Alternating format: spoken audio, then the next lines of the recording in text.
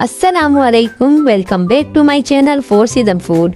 आज मैं आप लोगों के साथ बिना अवन और बिना बीटर के बेकरी स्टाइल बिस्किट की रेसिपी शेयर करने वाली हूँ, जो कि आप किसी को भी बना कर दें, खाने वाला खुश हो जाएगा। ये बिस्किट सिर्फ दिखने में ही नहीं, खाने में भी बेहद लजीज और खस्ता बनेंगी। इनको बनाना बहुत सिंपल और आसान है। घर में रखे हुए कुछ इंग्रेडिएंट से ही हम इनको तैयार करेंगे। तो चलें जल्दी से इनको बनाना शुरू करते हैं। बिस्मिल्लाहिर्रहमानिर्रहीम। तो सबसे पहले हमें चाहिए चीनी। पिसी हुई चीनी मैंने ली है आधा कप, और आधा कप ही मैंने यहाँ पे घी दिया है। अब हमें इन्हें मिक्स करने के लिए किसी बीटर की ज़रूरत नहीं है, क्योंकि हमने ली है पिसी हुई चीनी। सिंपली हैंड मिक्स तो हर किसी ही के घर में मौजूद होता है, बस इसी के साथ ही हम इसको मिक्स करेंगे। अच्छा जी, तो अब हमने इसको इतना मिक्स करना है कि दोनों चीज़ें आपस में अच्छी तरह से मिक्स हो जाएं और वाइट कलर का एक फोमिक मिक्सचर सा बन जाए। इनको मिक्स करने में आपको ज़्यादा टाइम नहीं लगेगा, कुछ ही मिनट होंगे, ये अपना कलर तब्दील कर लेगा। जब भी अच्छी तरह से मिक्स हो जाएगा तो अब हम इसमें शामिल करेंगे एक अंडा। रूम टेम्परेचर का मैंने यहाँ पे अंडा लिया है। थोड़ी थोड़ी क्वांटिटी की चीज़ें हम इस्तेमाल करेंगे और बिस्किट ना इतने ढेर सारे बनकर तैयार होंगे। आप किसी एयर टाइट जार में इनको रखकर महफूज भी कर सकती हैं। तो जनाब, अब अंडा डालकर भी हम इसको इतनी अच्छी तरह से मिक्स करेंगे ना कि अंडा इसमें बिल्कुल गायब ही हो जाए। जब अंडा अच्छी तरह से मिक्स हो जाएगा तो अब हम इसमें शामिल करेंगे 2 से 3 कतरे वनीला एसेंस के। इसकी वजह से जो अंडे की बू है वो ख़त्म हो जाएगी। साथ ही मैं यहाँ पे शामिल कर रही हूँ 1 चुटकी नमक। नमक की वजह से इसका जो टेस्ट है ना वो बहुत ही खिलकर आता है। आपने इसको स्किप नहीं करना। नमक जो है वो आपने 1 चुटकी से ज़्यादा इस्तेमाल नहीं करना। दोनों चीज़ें अच्छी तरह से मिक्स करने के बाद अब बारी आती है इसमें मैदा ऐड करने की। 1 कप भर के मैंने यहाँ पे मैदा लिया है। आप किसी भी कप से इसको नाप सकती हैं। और मैदा ऐड करने के बाद मैंने इसमें शामिल किया है आधा चाय का चमचा बेकिंग पाउडर। दोनों चीज़ों को हम अच्छी तरह से छान लेंगे। अच्छा जी, तो मैं ये आपको बता दूँ, मैदा जो है वो वज़न में तकरीबन 200 ग्राम है। दोनों चीज़ों को हम अच्छी तरह से छान लेंगे। छानने के बाद अब हम इसको अच्छी तरह से मिक्स करेंगे। पहले हम इसको किसी चमचे की मदद से या स्पैचुला की मदद से मिक्स करेंगे। अच्छा जी, अगर आपको ये मिक्सचर थोड़ा सा गाढ़ा लगे तो आप इसमें मेल्टेड घी शामिल कर सकती हैं, और अगर आपको थोड़ा पतला लग रहा है ना तो आप इसमें 2 से 3 खाने के चमचे मैदा भी ऐड कर सकती हैं। अब हम इसको अच्छी तरह से मिक्स करने के बाद हाथ से मिक्स करेंगे। हाथ से डो गूंदने का बेसिक मकसद यही है कि डो जो है वो बहुत ही अच्छी सी बननी चाहिए, ना बहुत ज़्यादा हार्ड हो ना बहुत ज़्यादा सॉफ्ट हो। एक प्रॉपर चिकना सा ये डो बनकर तैयार होना चाहिए, जिसकी वजह से हमारी जो ये ज़ेब्रा पैटर्न बिस्किट है ना वो बहुत ही परफेक्ट सी बनकर तैयार होंगी। जब डो अच्छी तरह से बनकर तैयार हो जाएगी तो अब हम 75% अलग कर लेंगे और 25% अलग कर लेंगे, यानी कि 4 हिस्से करेंगे और 3 हिस्से अलग करने के बाद 1 हिस्सा छोड़ देंगे।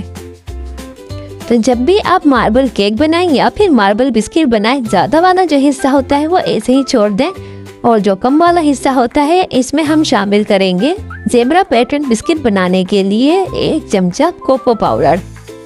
कोको पाउडर डालने के बाद अब हम इसको अच्छी तरह से मिक्स करेंगे।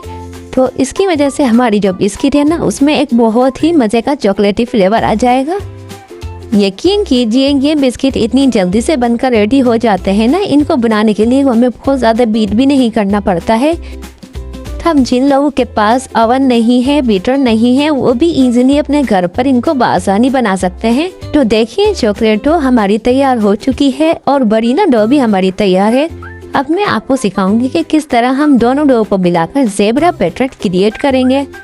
तो इसके लिए हमें एक छोटे साइज का पेड़ा लेना है और हाथ से इसको फैला लेना है। थिकनेस कितनी होनी चाहिए और लंबाई कितनी होनी चाहिए, तमाम बातें मैं आपको शो कर रही हूँ। इनकी जो लंबाई है वो तकरीबन 5 से 6 इंच है और जो चौड़ाई है वो तकरीबन 1 इंच या इससे कुछ कम है। तो आपने इसी तरह से लंबी लंबी स्ट्रिप्स बनाकर तैयार करनी है। वनीला स्ट्रिप्स हैं वो मेरे पास तकरीबन 60-8 तैयार हो चुकी है। तो इसी तरह अब हम चॉकलेट स्ट्रिप्स भी तैयार कर लेंगे। तो एक टिप मैं आपको बता दूं कि जो चॉकलेट स्ट्रिप हम बनाएंगे ना वो परफेक्ट ज़ेब्रा पैटर्न के लिए हमने वनीला के मुकाबले में थोड़ी सी पतली रखनी है। तो यहाँ आपको नज़र आ रहा होगा कि जो वनीला वाली है वो साइज़ में डबल है और जो चॉकलेट वाली है वो साइज़ में थोड़ी पतली है। इसी तरह से हम तमाम स्ट्रिप्स तैयार कर लेंगे। फिर हम एक वनीला स्ट्रिप्स लेंगे और हाथ से इसको थोड़ा सा चपटा कर लेंगे।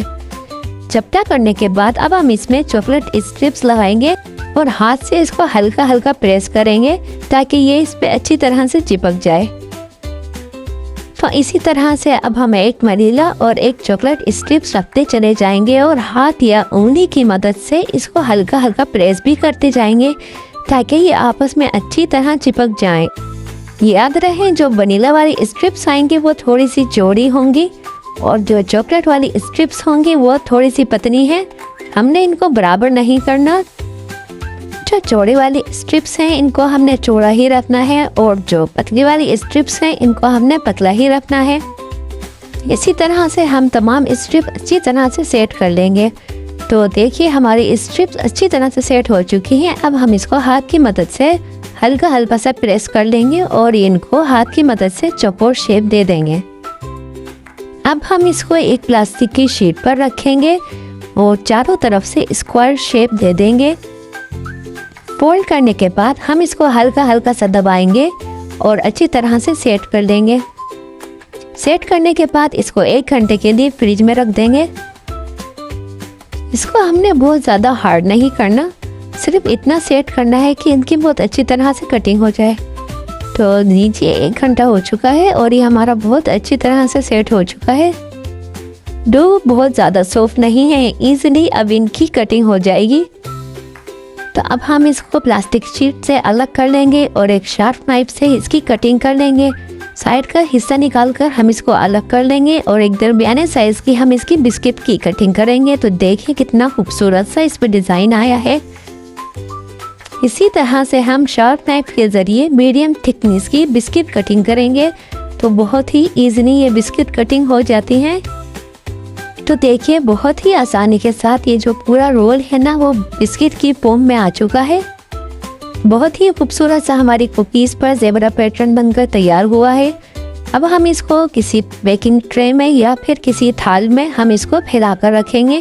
थोड़ा थोड़ा फासले से हम इसको रखेंगे क्योंकि बेक होते वक्त ये फूलती हैं और साइज़ में थोड़ी बड़ी हो जाती हैं। अगर आप इसमें गैप नहीं देंगी तो ये आपस में चिपक जाएंगी। अब ये बिस्किट बेक होने के लिए बिल्कुल तैयार है। बर्तन को मैंने 5 मिनट पहले ही गर्म होने के लिए रख दिया था।